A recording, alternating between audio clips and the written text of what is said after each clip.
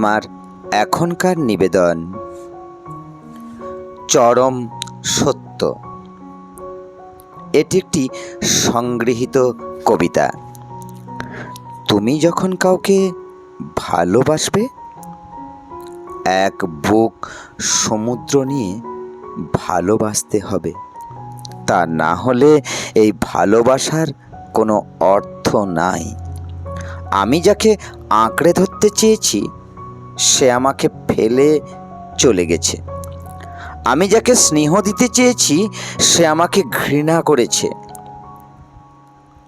মৃত্যুর মতো এত স্নিগ্ধ, এত গভীর সুন্দর আর কিছু নেই। কারণ মৃত্যু অনিবার্য। তুমি যখন জন্মেছ, তখন মরতেই হবে। মৃত্যুর বিষয়টি মাথায় থাকলে কেউ পাপ করবে না। যেটা অনিবার্য, তাকে ভালোবাসাটাই শ্রেয়।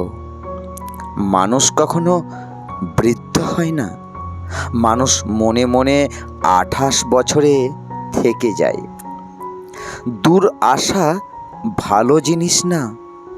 আশা করো ক্ষমতার ভিতরে।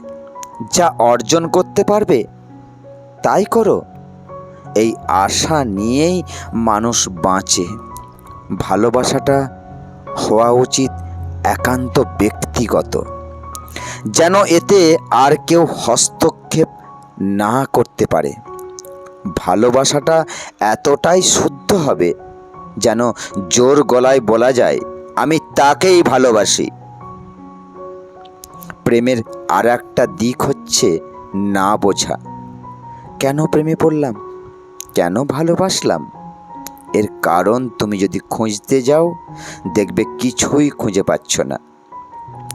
একটা কালো বিড়াল অন্ধকার ঘরে তুমি খুঁজে বেড়াচ্ছ, যেটা ওই ঘরের মধ্যে নাই। প্রেমটা এই রকম। Life is nothing but a journey towards death.